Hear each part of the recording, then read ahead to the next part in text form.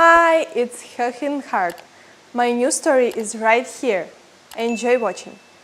My husband's mother booked a table at the most exclusive restaurant in Greenville, South Carolina, a place with a 6-week wait list and a $48 appetizer minimum. She told everyone it was to celebrate my husband's promotion. When I showed up, the hostess told me there was no reservation under my name. And behind me, in that sweet poison voice I'd learned to recognize over 3.5 years of marriage, I heard Angelina Landry say, "Maybe a cheap bar fits you better, sweetheart."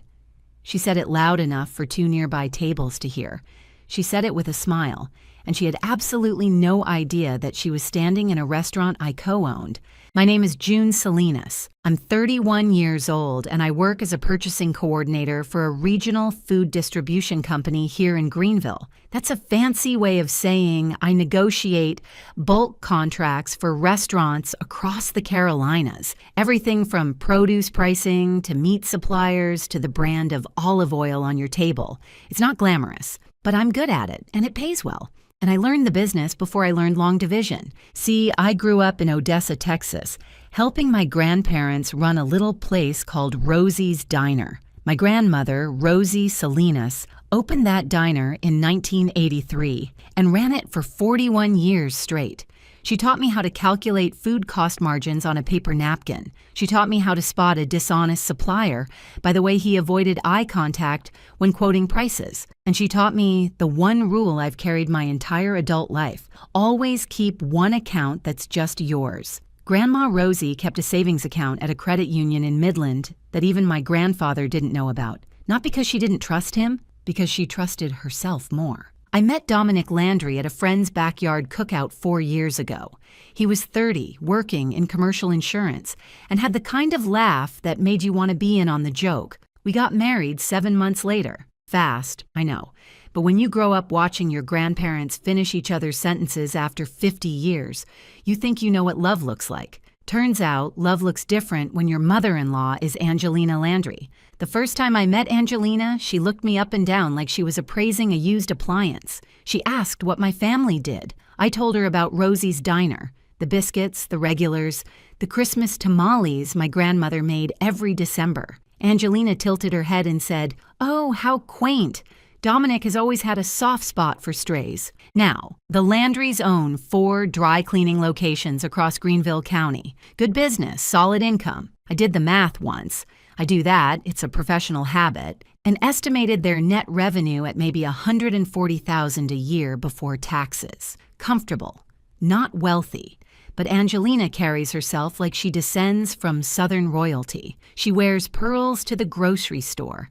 She once corrected a waiter's French pronunciation at an Applebee's. An Applebee's, I still think about that. Over 3.5 years, Angelina ran a quiet, methodical campaign to remind me and everyone around us that I didn't belong. She suggested I wear something different to the country club brunch. She forgot to include me in the family holiday card 3 years in a row. She introduced me to her neighbor as Dominic's first wife, then laughed and said she was kidding. At Thanksgiving last year, she told Aunt Paula that I probably married Dominic because Landry looks better on a mortgage application than Salinas. People laughed. Dominic was in the other room. I was in the hallway holding a sweet potato casserole I'd spent 3 hours on, and I just stood there feeling my face burn. And Dominic? He's not a bad man. I want to be clear about that. He loves me. But he has never, not once in 3.5 years, told his mother to stop. He squeezes my hand under the table. He changes the subject. He says, "That's just how she is" on the drive home. He's a man who was raised by a woman who paid for his college, his first car, his apartment deposit.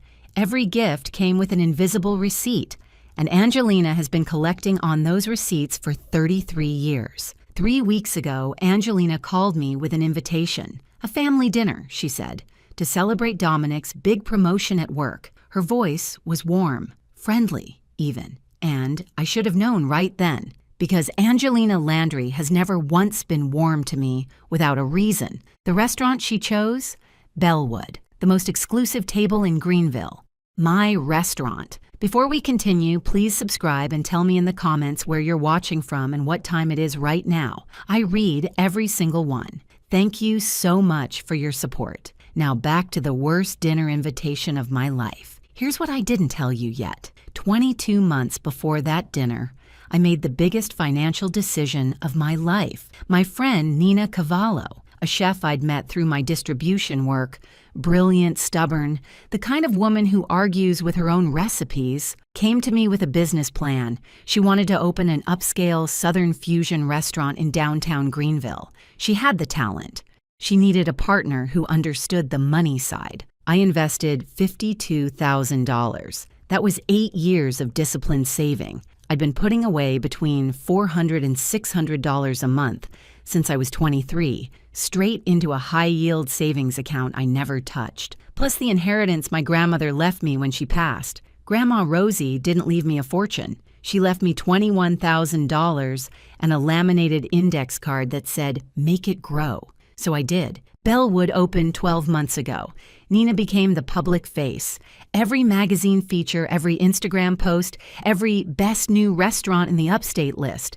I stayed invisible. My name isn't on the website. It's not in the press. I handle the finances, supplier contracts, bookkeeping, inventory systems.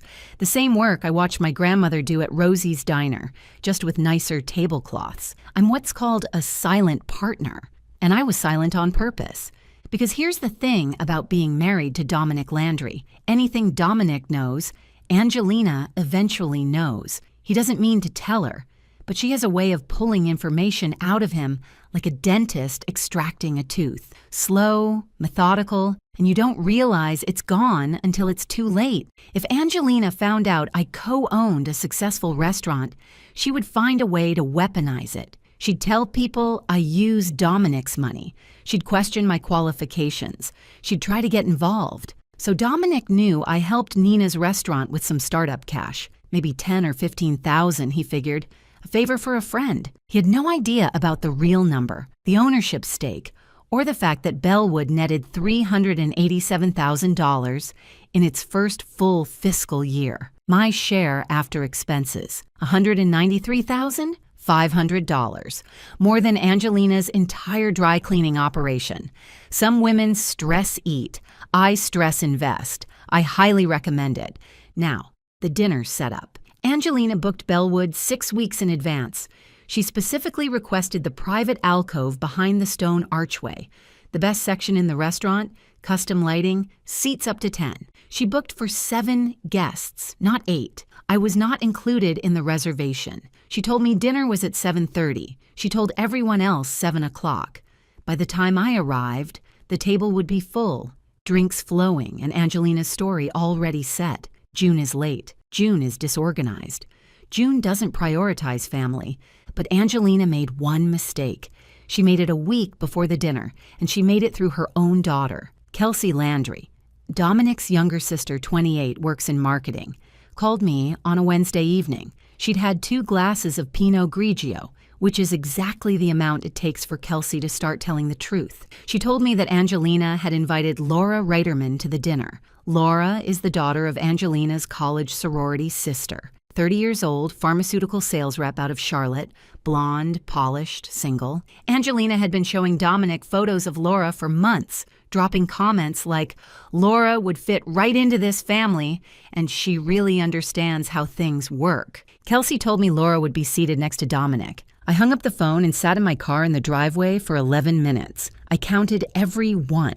That wasn't all I'd been sitting on. 6 months earlier, I'd noticed irregularities in our joint checking account. Small deposits with no clear source. $1,200 here, $2,000 there. Followed by spending that didn't match Dominic's pay cycle. I do financial tracking for a living. You don't hide numbers from me the way you don't hide a steak from a bloodhound. I pulled 3 months of statements and found Venmo transfers from A. Landry. Over 18 months, $14,600. Not enormous amounts individually, but consistent. Every single transfer was a leash, and Kelsey confirmed it without realizing. She once mentioned that Angelina keeps a little notebook of everything she lends. She calls it her family ledger. My mother-in-law wasn't helping her son. She was financing his obedience. I never confronted Dominic. I documented everything. Dates, amounts, screenshots, and I waited. At the time, I wasn't sure what I was waiting for. Now I knew. Saturday evening, I put on a navy dress I bought with my own money from a boutique on Augusta Street, did my own makeup, drove myself. On the way to Bellwood, I passed two of Angelina's dry cleaning shops. Same sign on both. Landry's. Trusted since 1994. I did the math while I drove. 31 years of dry cleaning, 12 months of Bellwood. My restaurant made more in 1 year than her shops made in 2. I pulled into the parking lot. Dominic's Chevy Traverse was already there. Angelina's silver Lexus was parked in a spot marked reserved. It's not reserved. She just parks there because she thinks presentation matters more than rules. My phone buzzed. A text from Nina. Your mother-in-law just sent back the bread basket because the butter wasn't room temperature. I'm going to need you to come talk me down before I do something creative with a bread knife. I smiled, got out of the car, and walked toward the entrance of the restaurant I co-own, where my mother-in-law was waiting with a trap she'd spent 6 weeks building. She had no idea she'd built it on my land. The hostess that night was a girl named Bridget, 22, 3 weeks on the job, still learning the reservation software. She smiled at me the way new employees smile at everyone, pulled up the system and said, "Landry, party of 7. I'm sorry, I don't see an 8th guest on the reservation. It looks like the party is already seated and complete." I looked past Bridget's shoulder toward the private alcove. Through the stone archway, I could see everything. 7 place settings, 7 chairs. Dominic sat in the middle of the long side, and to his right was a woman I'd never met but immediately recognized from the photos Kelsey described. Laura Reiterman. She was leaning slightly toward my husband, laughing at something, one hand resting near the base of her wine glass. She looked exactly like the kind of woman Angelina would pick. Polished, agreeable, the type who would never argue about a holiday card photo. Angelina sat at the head of the table. Of course she did. She was glowing. That particular glow she gets when she believes she's the most important person in the room. Kelsey was across from Laura, scrolling on her phone. Aunt Paula was chatting with 2 women I recognized as Angelina's friends from the Greenville Women's Business Association. The table was full. The wine was flowing. Everyone looked comfortable. There was no chair for me. That's when Angelina spotted me at the hostess stand. She didn't rush over. She strolled. That slow, deliberate walk she does when she already knows how the conversation is going to end. She reached me, tilted her head with that icy sweet smile, and said, loud enough for the 4 top nearby to hear, "Oh, June, I wasn't sure you'd come. You know, the specials tonight are in French. Maybe a cheap bar would be more your speed?" The 2 women at the 4 top glanced over. Bridget, the hostess, froze with her hand still on the reservation tablet. A busser walking past nearly dropped a water pitcher. You know what's funny? Angelina genuinely thought that was devastating. She thought mentioning French would make me feel small and uneducated. What she didn't know is that half the restaurants I negotiate supply contracts for have French-influenced menus, and I can read a Prix-Fix listing faster than she can read her own dry cleaning invoices. But I didn't say that. I didn't say anything. Not yet. Because in that moment, I was doing math. Not the emotional kind, the strategic kind. I looked past Angelina's shoulder again. I saw Lincoln Ferrara adjusting a centerpiece on a 2 top near the bar. Lincoln, the floor manager who was at every build-out meeting, every soft opening, every quarterly review. The man who calls me boss when no customers are around. He hadn't noticed me yet. But the second he did, one word from him would unravel everything. Then I looked at Dominic, my husband, sitting 15 feet away with another woman at his elbow in a restaurant his wife co-owns. And I could tell he'd seen me. He'd shifted in his chair the way he does when he's uncomfortable. That little adjustment, like the seat, suddenly got harder. He saw me standing at the hostess stand. He saw his mother walk over, and he didn't get up. That was the moment everything became clear.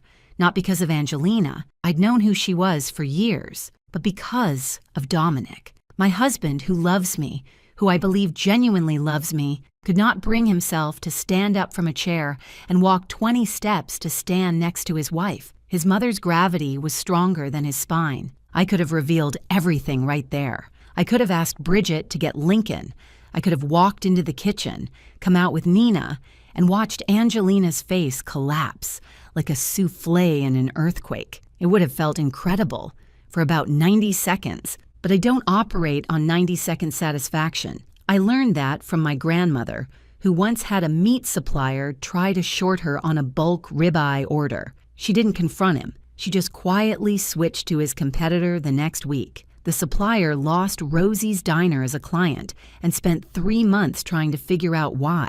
Grandma Rosie told me, "Don't tell people they lost. Let them figure it out on their own. It stings longer." So I made my decision. I was not going to sit at that table. I was not going to cause a scene. I was going to let Angelina have her perfect evening. Every bite, every toast, every smug glance at Laura Reiterman. And then I was going to dismantle her world over the next 72 hours. I looked at Angelina and kept my voice even. "You're right," I said. "I must have gotten the time wrong. Enjoy your evening." Angelina's eyes lit up. She'd won. She thought she'd won.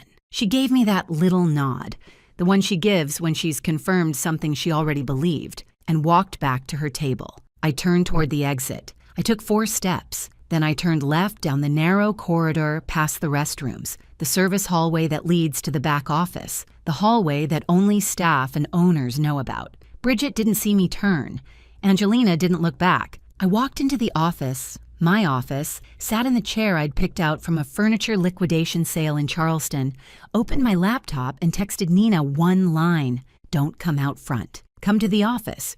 Bring the ownership binder." Nina replied in 4 seconds. "On my way. Should I spit in your mother-in-law's creme brulee?" I typed back, "No, I want her to enjoy every single bite. It's the last meal she'll ever eat here without knowing who owns the place." Nina came through the office door smelling like smoked paprika and barely contained fury. She still had her chef's coat on, a streak of something dark, probably the bourbon glaze, across one sleeve. She closed the door behind her, looked at me, and said, "Tell me everything, and tell me why I shouldn't go out there and personally introduce your mother-in-law to the walk-in freezer." I told her everything.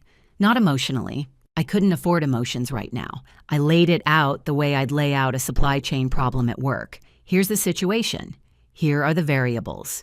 Here's what we're going to do about it. I had 3 objectives. Not for tonight, for the next 72 hours.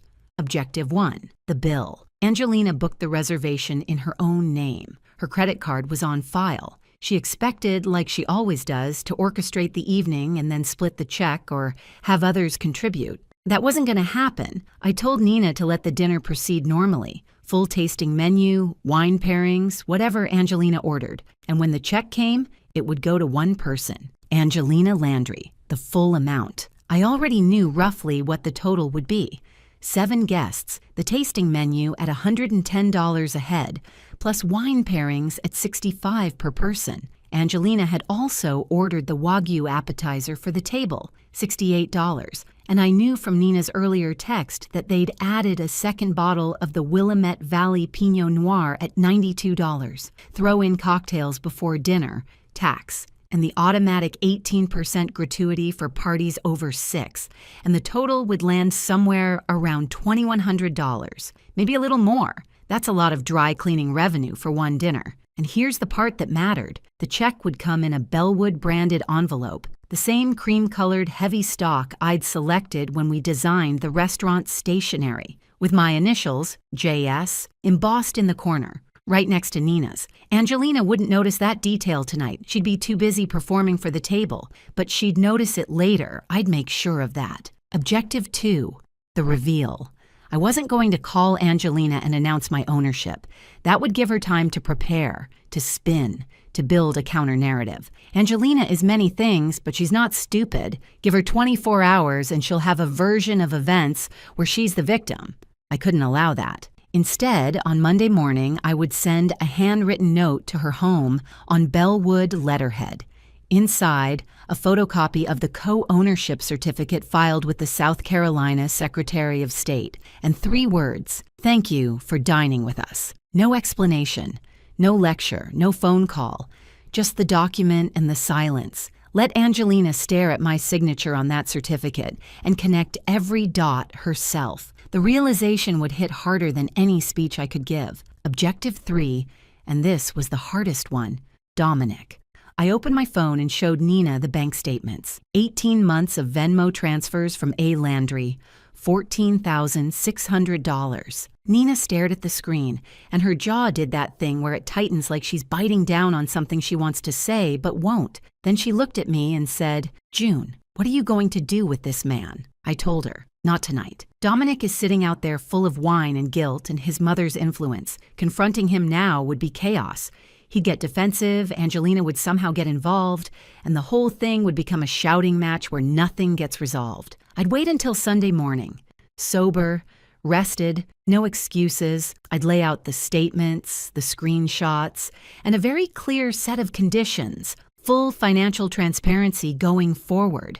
Repayment of the $14,600 from his own savings, not Angelina's money. Couples counseling starting within 2 weeks, and a face-to-face conversation with Angelina about boundaries, with me in the room. If he refused any of it, I had a family attorney's number saved in my phone, a name Nina's cousin had recommended 3 months ago, back when I first found the transfers and wasn't sure where this was all heading. This wasn't a bluff, and it wasn't a threat. It was a deadline. While Nina and I talked, the dinner continued in the alcove. Lincoln came back to the office once, quietly, and gave me an update. Angelina was having the time of her life. She'd ordered a second round of appetizers for the table on her card.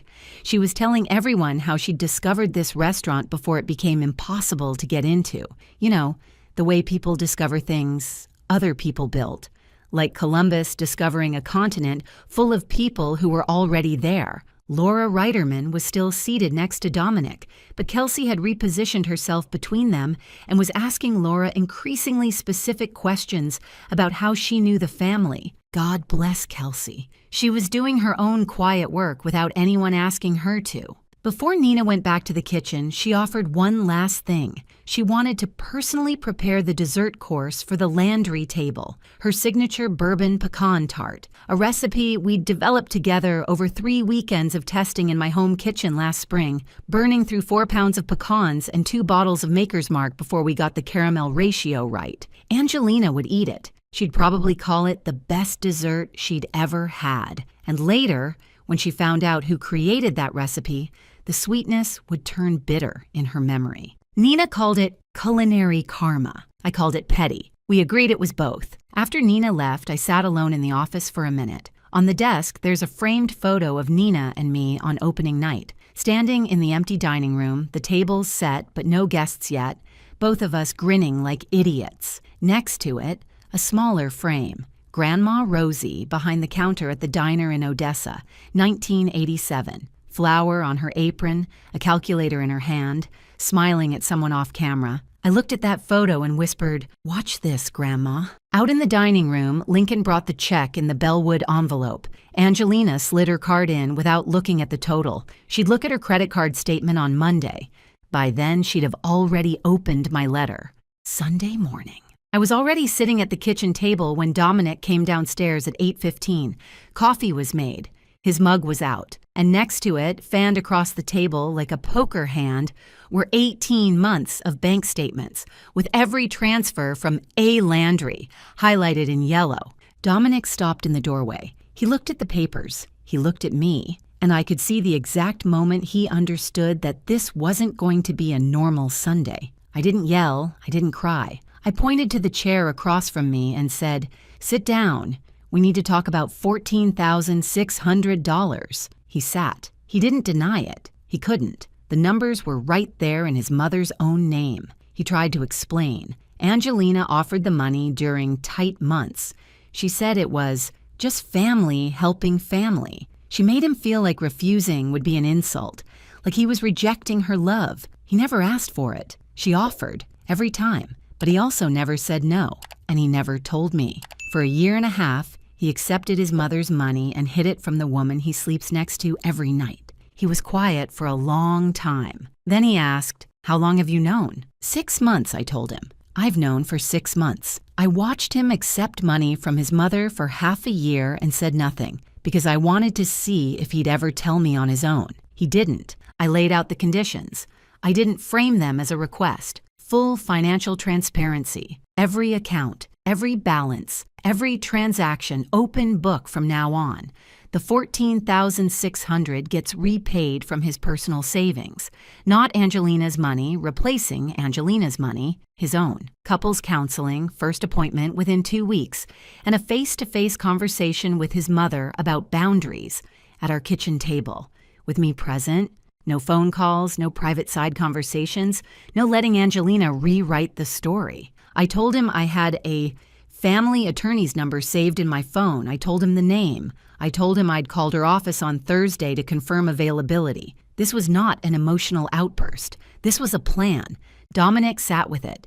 He didn't argue. He didn't make excuses. He looked at the highlighted statements, looked at me, and said, "I'll call the counselor tomorrow morning." I nodded. It wasn't a resolution. It was a starting line. And I made clear starting was the minimum. Following through was what would save this marriage. Monday morning, a Bellwood courier I'd arranged through Lincoln delivered a cream-colored envelope to Angelina's front door at 9 a.m. Inside, a photocopy of the co-ownership certificate. My name, my signature, my investment stake, filed with the South Carolina Secretary of State 22 months ago. And on a separate card, 3 handwritten words, "Thank you for dining with us." I know exactly what happened next because Kelsey told me that evening, and Kelsey had been at Angelina's house when the envelope arrived. Angelina opened it at her kitchen island. She read the certificate once, then again. Then she sat down. Then she pulled up her credit card app on her phone and found the charge from Saturday night, $2,147. Then she Googled Bellwood Greenville owners. Nothing came up because I'm a silent partner and Nina is the only public face. Then Angelina called Nina's restaurant line. Nina didn't pick up. Then she called Dominic. For the first time in his adult life, Dominic saw his mother's name on the screen and did not answer. Kelsey said Angelina sat at that kitchen island for 45 minutes without speaking. By Tuesday, Angelina tried to control the damage. She called Aunt Paula with her version. June had somehow wormed her way into a restaurant investment, probably using Dominic's money. But Paula already knew the real story. Kelsey had told her everything Sunday night. Paula listened to Angelina's entire speech, then said something Angelina had never heard from a family member before. "Angie, I think you need to sit this one out." Angelina hung up. She called 2 cousins. Same polite distance. The truth had already moved through the family the way truth always moves in a small city. Not through malice, but through gravity. Kelsey told 2 people. Paula mentioned it at her Tuesday book club. Lincoln staff talked to other restaurant workers. In Greenville, a story this good doesn't need anyone to push it. It rolls downhill on its own. Then there was Laura Reiterman. Kelsey reached out to her directly, not to attack, but to explain. She told Laura the real situation, that Dominic's marriage was not basically over, that the seating arrangement was orchestrated, that Laura had been invited as a prop in Angelina's campaign to replace me. Laura's reaction wasn't anger at me. It was fury at Angelina, who had fed her a completely false story and used her as a pawn. Laura sent Angelina a short text. Kelsey showed me a screenshot later that said, "I won't be attending any more family events. Please don't contact me again." Then she blocked Angelina's number. In the span of 1 week, Angelina Landry lost her financial leverage over Dominic. She lost control of the family narrative.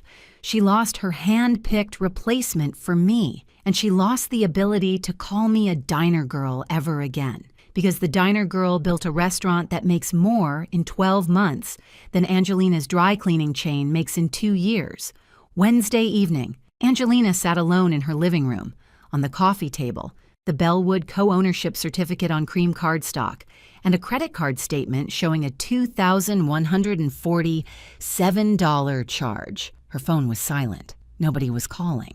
2 weeks later, Dominic and I sat in a therapist's office on East Washington Street in downtown Greenville. 3rd session. Beige couch, box of tissues on the side table that neither of us had touched yet. The therapist, a woman named Dr. Annette Sorensen, who looked like she'd heard worse things than our story before lunch, asked Dominic what had changed. He was quiet for a moment. Then he said something I wasn't expecting. He said he'd spent his entire adult life thinking his mother's approval was the same thing as safety. That every time she offered money, it felt like proof she cared. And every time he took it, he felt a little smaller.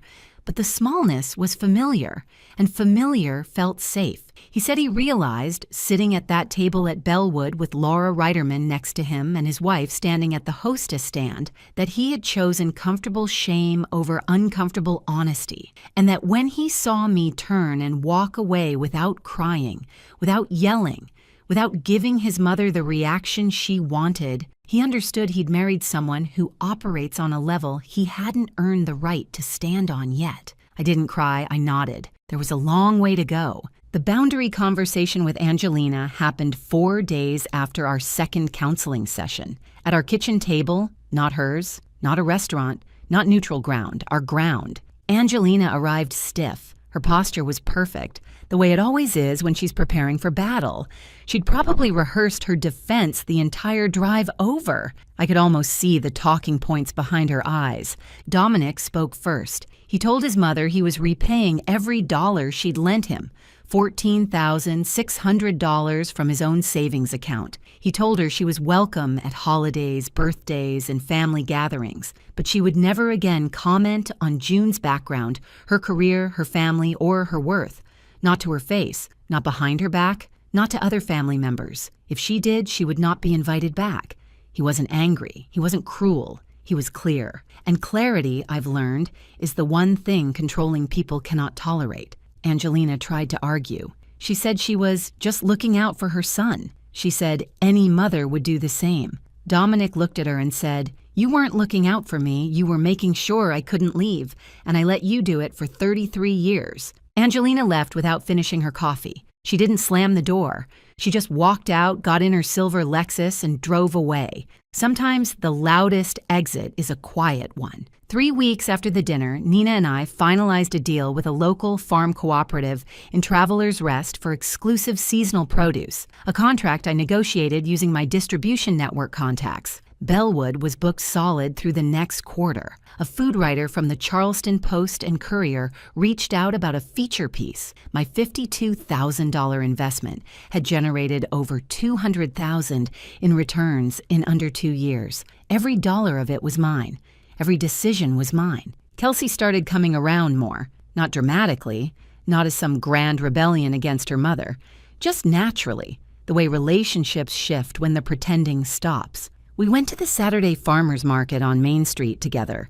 She bought overpriced lavender honey, and I bought heirloom tomatoes for Nina's new appetizer. Kelsey mentioned she was thinking about starting a small online business selling handmade candles. I offered to look at her numbers. It was the first time anyone in the Landry family had treated me like a resource instead of a guest. And here's the quiet irony that I think about sometimes. One of Angelina's dry cleaning shops, the location on Lawrence Road, the oldest one, started losing customers. Not because of me. Not because of anything I did. A new competitor opened 2 blocks away with better prices and same-day service. Angelina, who spent 3.5 years mocking my grandmother's little diner, was now dealing with the exact same small business pressures Grandma Rosie navigated for 4 decades. The difference is that Rosie adapted.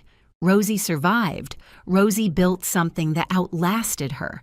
I'm not sure Angelina knows how to do any of those things when she can't control the outcome. It was a Tuesday morning, 4 weeks after the dinner. I was in the Bellwood office with Nina, reviewing the seasonal menu for next month. We were arguing about whether to keep the smoked trout appetizer or replace it with a roasted beet salad, the kind of argument that ends with both of us tasting 6 versions and agreeing on a 7th. My phone buzzed. A text from Lincoln at the front. "New reservation just came in. You're going to want to see this." I opened the booking system on my laptop, and there it was. Angelina Landry, party of 1, Saturday, 7 p.m. I stared at the screen. Nina looked over my shoulder.